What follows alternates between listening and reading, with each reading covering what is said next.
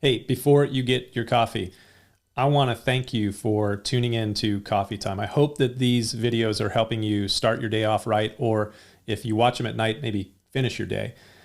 Before we get started and talk about what I want to talk about today, do me a favor and please subscribe, like, and share this with others so that we can continue to get the word out. And now you can get your coffee.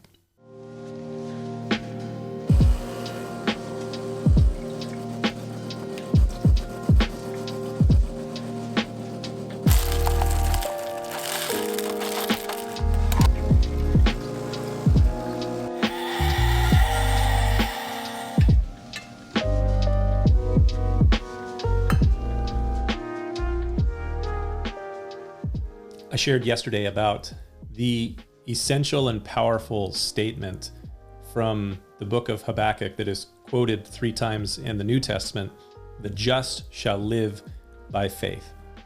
But what is justifying faith, and how does it lead to an abundant life here and potentially in the future? Hebrews 11 has long been called by many the Hall of Faith. It contains a listing of faith-filled and faithful individuals that lived thousands of years ago under the Jewish religion. And from everything that we can tell, these individuals were, according to this passage here in Hebrews and in other places of Scripture, they were what the Bible calls righteous, which is just a religious way of saying that they lived rightly. They lived rightly according to a superordinate principle. They were righteous before God. Now, it is worth acknowledging at the outset that being righteous, as these people apparently were, doesn't necessarily mean that you're perfect.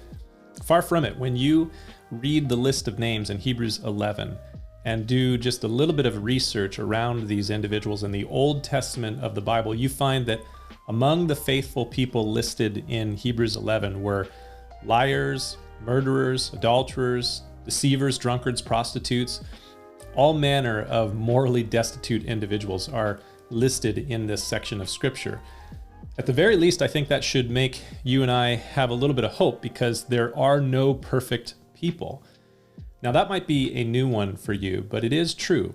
People of faith are not perfect people, but they are individuals that have a good name and a good testimony before God. And this good name and testimony before God is the product of their faith in God. And their faith in God is not invisible. Their faith in God is seen in their faith towards God, or we could say in their faithfulness to God. So let me take this a step further, and then I'll explain why, in some respects, I think that this is important. Yesterday, I shared that to be accounted just or right before God, you need faith.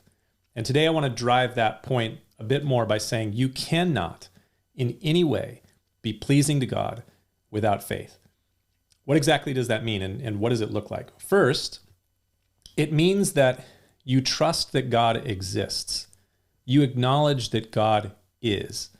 And then, as tangible evidence of your faith in the unseen God, you seek to follow him in his ways, trusting that following him and his ways will lead to his blessing, to reward, both in this life and in the life that is to come. The author of Hebrews, he puts it like this in Hebrews 11. Without faith, it is impossible to please him. For he who comes to God must believe that he is, and that he is the rewarder of those who diligently seek him.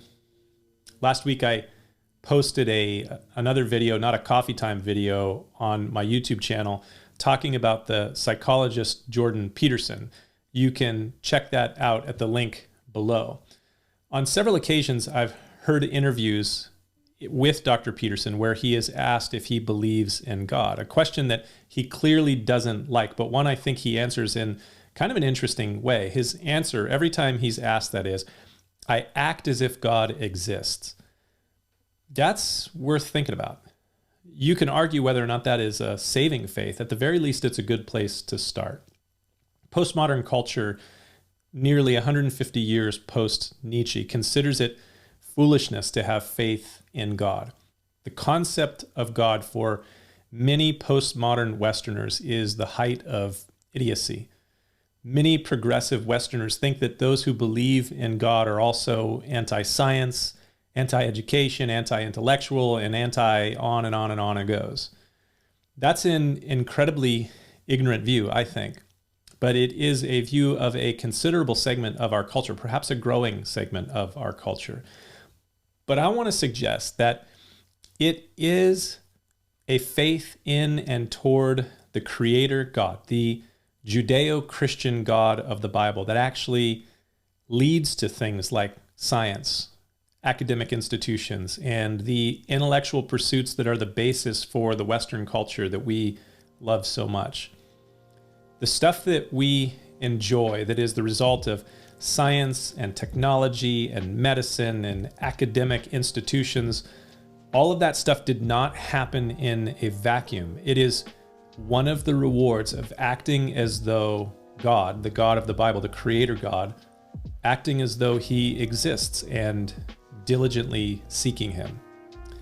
And that's definitely something to think about as you have your coffee this morning. We'll see you next time.